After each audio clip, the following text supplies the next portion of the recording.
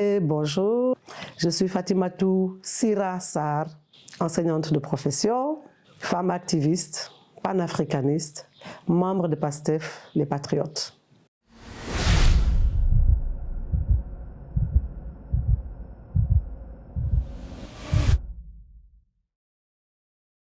Ça va être un exercice pas facile. Maman, Madame Aminatou Sarr, comme tu l'as si bien dit, était une grande dame, et à tout point de vue. Elle était enseignante d'abord, institutrice adjointe, institutrice pleine, inspectrice adjointe, inspectrice pleine de l'enseignement élémentaire.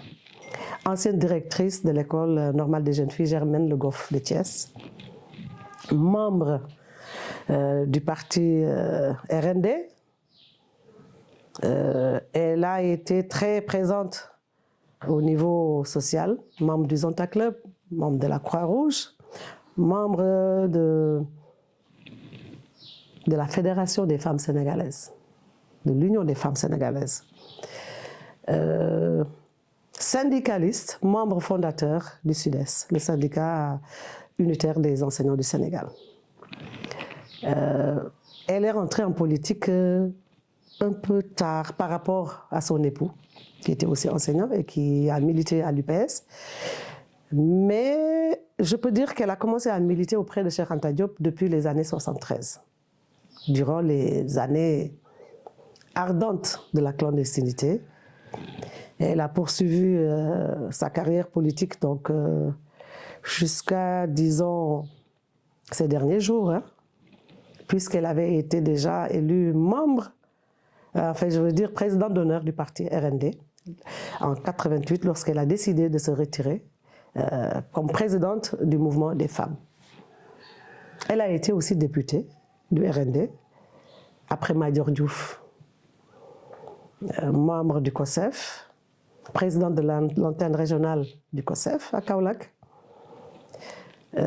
C'est une femme qui nous a beaucoup marqué en tant qu'enfant, non seulement par son parcours professionnel et politique, mais de par sa personnalité. C'était une forte personnalité, une femme assez réservée, peu loquace, mais très efficace, très féministe. Elle a eu à défendre les femmes dans son terroir, enfin d'adoption, Kaolack, puisque maman est Saint-Louisienne. Elle est née un 10 février 1931 à Saint-Louis, elle a fait ses études à Saint-Louis. C'est à l'âge de 19 ans, alors qu'elle était en première au lycée Faidherbe, qu'elle a épousé mon papa, qui était à l'époque directeur de l'école primaire Faidherbe, nommé aujourd'hui Bibi Ndiaye.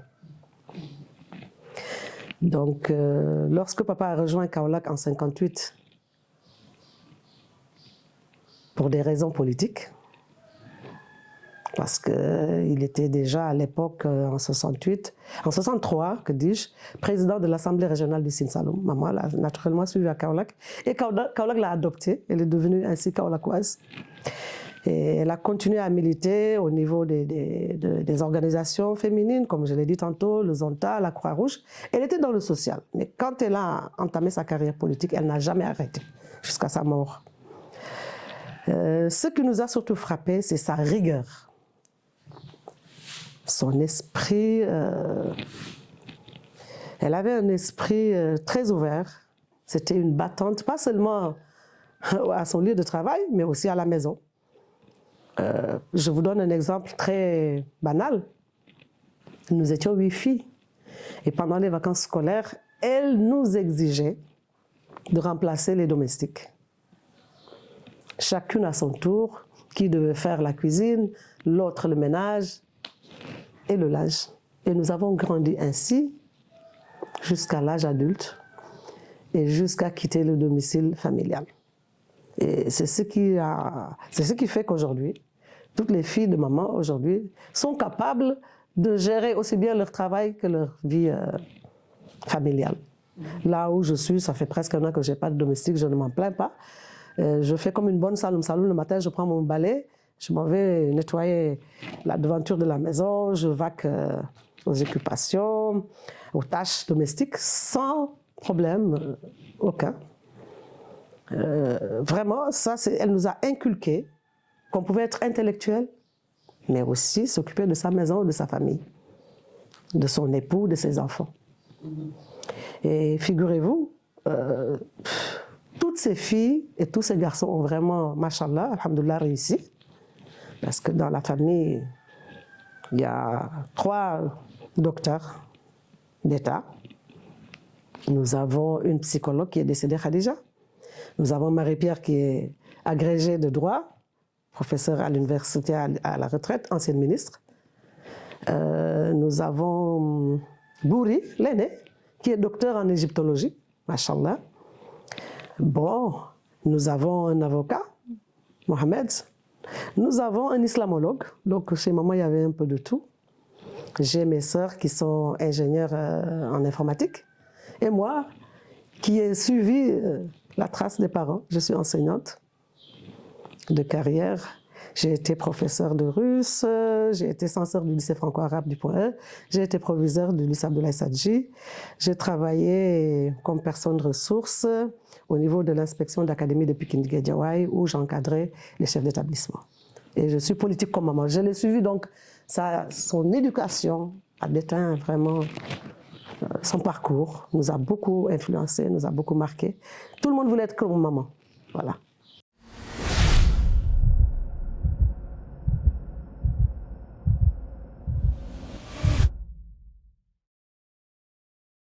Tout à fait. Je suis membre de la haute autorité de régulation du parti PASTEF. Et lorsque j'ai appris la nomination du gouvernement, j'ai, comme vous, remarqué que les femmes étaient sous-représentées. C'est un fait qu'il ne faut pas occulter. Il faut chercher à voir pourquoi les choses se sont passées ainsi et essayer de corriger, ce qui est tout à fait possible. Moi qui vous parle, je suis formatrice en genre et développement. J'ai beaucoup milité pour qu'on suscite la candidature féminine au niveau des élections et qu'on mette vraiment des femmes à des postes, à des places favorables pour qu'elles puissent accéder aux postes de décision.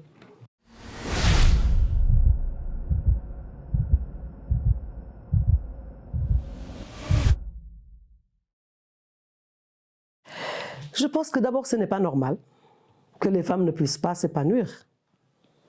Puisque vous savez, ce sont les femmes qui élisent les dirigeants. Ce sont les femmes qui élisent tous ceux qui sont devant la scène politique.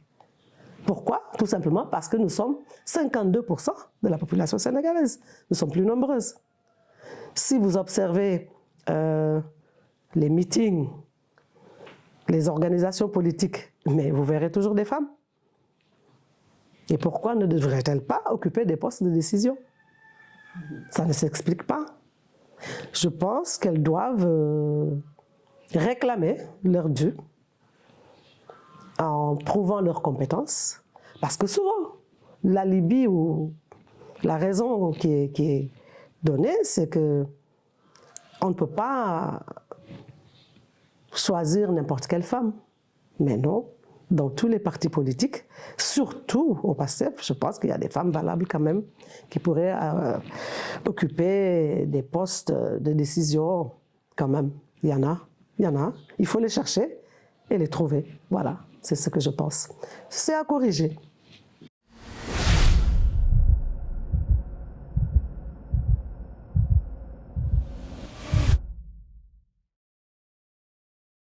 Pas du tout. Parce que moi, je me dis que c'est à la femme de chercher sa place au soleil, de se trouver sa place au soleil, de revendiquer ses droits, mais aussi de faire preuve de ses compétences. C'est à elle de s'imposer. Vous ne pouvez pas rester sous l'arbre et dire « prenez-moi, choisissez-moi parce que je suis femme ». La femme, où qu'elle soit, elle doit faire preuve de compétence, preuve de respectabilité, preuve de conviction et d'assurance de soi. Et là, elle pourra s'imposer. Mais c'est aux dirigeants de jeter un regard, de se retourner vers les femmes, de les approcher, de voir qui elles sont, pour pouvoir quand même les mettre là où il faut. Donc c'est un travail qui doit être fait de manière transversale, aussi bien du côté des hommes que du côté des femmes. Et là aussi, moi j'appelle à la solidarité féminine. C'est facile de dire oui, les hommes ne nous choisissent pas, etc. Ils nous empêchent d'aller de l'avant. Mais les femmes ne sont pas toujours solidaires entre elles. Parce que si les femmes voient, par exemple, une femme voit qu'une autre femme est lésée dans ses droits, elle doit se battre pour elle. Surtout si elle sait qu'elle, elle n'a pas les mêmes capacités ni les mêmes compétences que l'autre femme qui est laissée en rade. Elle doit plaider pour elle. Ne serait-ce que pour promouvoir la gente féminine. Mais les femmes sont bien là présentes et compétentes. Il faut aller les chercher pour les trouver.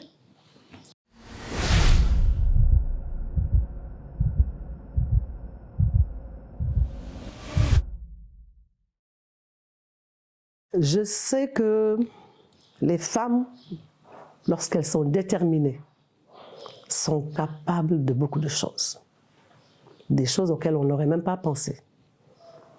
La femme, de par sa nature, de par sa fonction de gestionnaire de la famille, elle est leader dès l'entame du processus.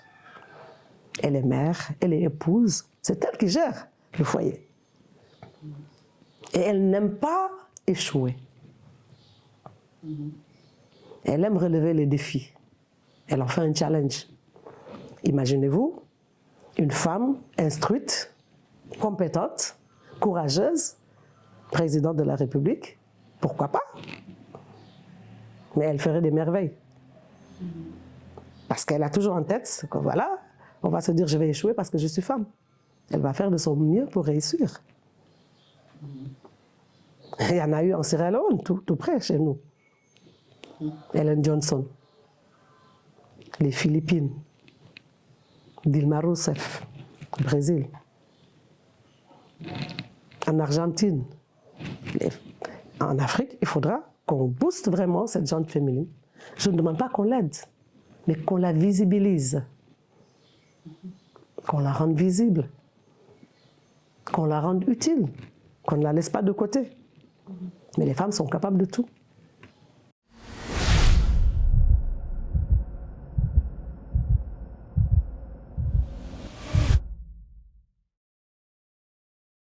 Tout à fait. Moi, je dis, c'est une demande légitime. C'est une demande légitime. Pourquoi il y a si peu de femmes? Peut-être que les choses sont allées très vite. Moi, j'essaie de comprendre. Vous savez, vous savez comment le président de la République et le Premier ministre sont sortis de prison pour aller en campagne électorale. Il y a eu beaucoup de stress, beaucoup de challenges. Ça a dû leur échapper, je pense. Je ne pense pas que ça soit fait de manière intentionnelle. Ça leur a échappé. Et c'est à corriger. Je le réitère, c'est à corriger. Ce n'est pas pour faire plaisir aux féministes. Ce n'est même pas une histoire de féminisme. C'est une histoire de légitimité, de justice et d'équité sociale. La femme, c'est la moitié du ciel. Vous ne pouvez pas laisser en rade la moitié du ciel. Ce serait une erreur capitale. Je pense que ça va se corriger, parce que ça doit se corriger. Nous sommes une frange plus qu'importante de la société. Ce ne sont pas les compétences qui manquent. Je pense que ça a juste échappé au nouveau gouvernement et qu'ils vont se rectifier. Je le pense. Hein. Moi, je suis une personne entière, je le pense, que ça va se faire.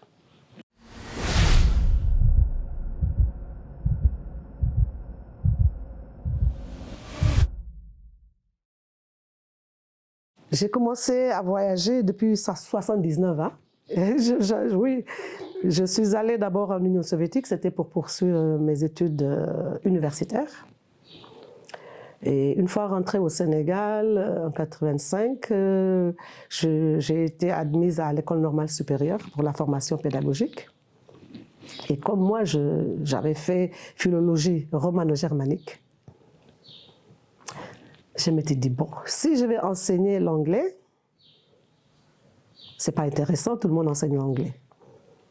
Et comme j'avais fait une maîtrise en russe, je vais essayer d'aller enseigner le russe, qui était une langue quand même assez rare. Bien que moi, je l'avais déjà appris le russe au lycée. Bien. Je suis allée, j'ai fait le concours et j'ai été admise. C'est comme ça que j'ai commencé à enseigner le russe. J'ai enseigné le russe et l'anglais donc au lycée Ngalandou Diouf pendant 14 ans. C'est suite à cela que j'ai été nommée censeur du lycée franco-arabe du Point E, où je suis restée pendant 11 ans. Et où par challenge, je suis allée à l'Institut islamique apprendre l'arabe. Parce que j'entendais souvent certains professeurs dire « Oh, mais celle-là, elle n'est pas arabisante, pourquoi on nous l'amène comme censeur ?» Bon, l'administration sénégalaise, elle est écrite et tout se faisait en français. Mais par challenge, je suis allée apprendre l'arabe et la jurisprudence islamique. Donc, après 11 ans de censorat, j'ai fait le concours. Ce n'est pas un concours, c'est que vous déposez votre dossier et vous êtes admis ou non pour devenir proviseur. Et donc, c'est en 2011 que je suis devenue proviseur du lycée Abdoulaye Sadji, où je suis restée pendant 4 ans. Et d'où on m'a affectée à l'inspection d'académie parce que j'étais en bisbille avec l'intendante, etc. Je ne voulais même pas la nommer. Donc, j'ai été relevée de mes fonctions de proviseur. Et quand je l'ai dit à maman, elle m'a souri, elle m'a dit « On t'a fait ce qu'on m'avait fait ». Parce qu'elle aussi, elle avait été relevée de ses fonctions d'inspectrice. C'est quand Iba Der Thiam est devenu ministre de l'Éducation qu'il l'a réhabilitée. Parce qu'elle, battante qu'elle était retournée à ses études pour faire son inspectorat, d'où elle est sortie inspectrice pleine.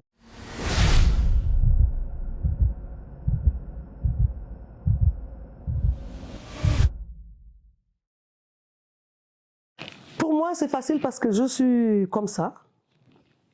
Je ne me laisse pas faire.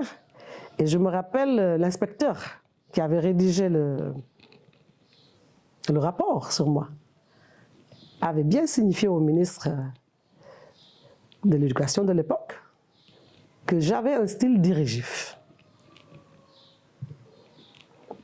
Pourtant, le secrétaire général de l'inspection d'académie de Rufisque avait qualifié mon leadership de très fort. Vous savez, diriger des hommes, ce n'est pas facile, mais pour moi c'est facile parce que je ne les regarde pas comme des hommes, mais des êtres humains, des agents, tout comme moi. Et même quand j'étais censeur de lycée, j'étais souvent en bisbille avec mon proviseur parce qu'il y a des professeurs qui me disaient « Écoutez, c'est votre chef et puis vous, vous êtes une femme ». Moi, je n'arrêtais pas de leur dire « Écoutez, je ne suis pas venue ici en tant que femme, mais en tant qu'agent de l'État. Je ne vous donne pas des ordres, mais des instructions. Et j'essaie d'être gentil avec vous, mais il y a des choses sur lesquelles je ne badinais pas. C'est comme quand je voyais un professeur essuyer des cours sans raison valable, je ne vais pas les citer. Ou quand des surveillants se trompaient sur les notes des élèves, mais moi je faisais la remarque gentiment qu'il faut rectifier, etc. Lorsque j'étais proviseur, la première année, je ne disais pas un mot, mais un an après, j'ai compris beaucoup de choses, j'ai voulu rectifier, ça n'a pas plu aux gens. Et le ministre n'a pas voulu me laisser là-bas, malgré les excellents résultats que le lycée avait obtenus. Nous avions des cours, des prix au concours général. J'avais noué des partenariats avec beaucoup de pays, dont l'Allemagne. Je faisais aider le lycée par la mairie de ville, qui nous fournissait du matériel informatique. J'encadrais les majorettes. Vraiment, je m'étais donné à fond. Mais ce n'est pas la majorité, heureusement, qui disait cela. C'était une minorité qui ne voulait pas que les choses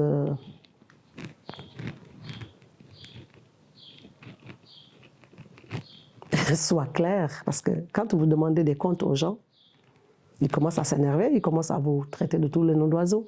Mais moi, j'ai tenu bon. J'ai été vraiment menacée par le préfet d'alors. Le commissaire est venu chez moi à 22h. J'ai refusé de lui ouvrir la porte. Je lui ai dit que c'était des heures indues. J'ai été convoquée plusieurs fois par le préfet qui me menaçait d'expulsion. Je lui ai dit, moi, je ne quitte pas tant que ma maison n'est pas libérée, puisque moi, j'ai eu ma maison depuis 1990. Je ne comptais pas sur un logement de fonction. Mais vous savez, quand vous louez votre maison, vous attendez que le locataire s'en aille. Vous ne pouvez pas venir le déloger. J'ai vécu ça avec beaucoup de sérénité, mais beaucoup de difficultés, parce que c'était pendant la maladie de ma maman. Et c'est moi qui étais avec elle. Donc, mais j'ai tenu bon jusqu'à pouvoir revenir ici chez moi. Et j'ai rejoint mon poste à l'inspection d'académie où j'ai passé 4 ans avec beaucoup de dignité jusqu'à la retraite. Et juste avant la retraite, vers 2018, j'ai commencé à voyager vers l'Amérique latine, précisément le Venezuela, où je suis allée 6 fois. La Russie, qui est mon alma mater naturellement. J'en viens comme ça de février, où j'ai été invitée par la Douma, par le ministre des Affaires étrangères. Je viens de rentrer d'Algérie. J'ai dit alhamdoulilah, si après la retraite, un peu avant la retraite et jusqu'après la retraite, je continue à servir l'Afrique et le monde, j'ai dit ça, c'est grâce à mes parents, à mes 2 parents qui étaient des enseignants émérites, mais à ma mère qui, malgré sa famille nombreuse, malgré tous les écueils de la vie, les vicissitudes, l'acharnement qu'elle a vécu de la part des différents gouvernements depuis le PS. C'est en 2000 vraiment qu'on a commencé à lui donner la place qui lui était dévolue. On a beau reprocher quoi que ce soit à Abdoulaye Wade, mais c'est quelqu'un quand même qui reconnaissait les qualités de ma mère. Bon, je ne sais pas si c'est affectif parce qu'il disait souvent que mon papa a été son enseignant en mathématiques au cours supérieur de la fosse. Mais maman nous a toujours appris à ne jamais baisser les bras devant l'adversaire, devant la méchanceté, devant la diffamation, devant la persécution, qu'il faut toujours aller devant et croire en soi. Et ce qui fait qu'aujourd'hui, je me sens beaucoup plus utile, même qu'avant.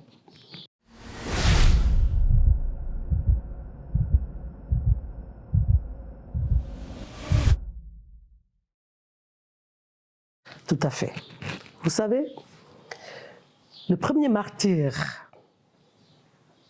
de l'islam, c'est une femme. Elle s'appelle Soumaya. Ça, on ne me l'a même pas appris. J'ai fait des recherches et j'ai trouvé. C'est une dame. Je ne vous parle même pas de Khadija, la première épouse du prophète, sallallahu alayhi wa sallam, qui a été aux côtés du prophète, qui l'a épaulé, qui l'a soutenu, qui était une femme indépendante économiquement parlant. Mais ce que Soumaya a fait, c'est plus que la politique. Elle a été à la guerre, elle a été au front. Elle a été tuée parce qu'elle avait refusé de dire qu'elle détestait le prophète. Elle avait refusé de jeter l'opprobre sur le prophète. Elle est morte pour cela. D'où est-ce qu'ils tiennent cela? Vous savez, il y a l'islam, il y a le Coran, il y a les hadiths, la sunna du prophète. Il y a maintenant l'interprétation des êtres qui ne peut être qu'imparfaite. Il n'a jamais été interdit à la femme de travailler, de faire de la politique. Moi, je ne l'ai pas appris. S'il y a quelqu'un qui l'a appris, ben, qu'il me le dise, c'est peut-être quelque chose que je n'ai pas pu savoir. Moi, j'ai vu ma mère très pieuse. Toutes les personnes qui l'ont connue approchée savent qu'elle était très, très pieuse. Maman, tu lui dis le matin bonjour, elle te demande « Est-ce que tu l'as ?» Ça nous énervait, mais elle revenait à la charge. On peut être musulmane et être femme d'action quand même. C'est juste une manière de nous mettre... Hein? Vous savez, moi je dis souvent ngourou, quand je dis ngourou, ça veut dire que la place de la femme, qu'on ne me dise pas que c'est à la maison. Moi, vous m'avez trouvé, c'est moi qui ai fait mon ménage. C'est moi qui vais faire ma cuisine. Quel est le problème? Il n'y a aucun problème. C'est juste une manière de nous mettre de côté. C'est aux femmes de dire non, d'aller apprendre leur religion, de pouvoir se défendre. Ce qui est interdit, on le sait. Ce n'est pas le fait de faire des études ou d'être active dans la société. Au contraire. C'est quoi la politique? Ce n'est pas la gestion de la cité. Prendre part au développement de sa localité, de son pays. Je pense qu'il y a une récompense d'Allah pour ça. J'y crois.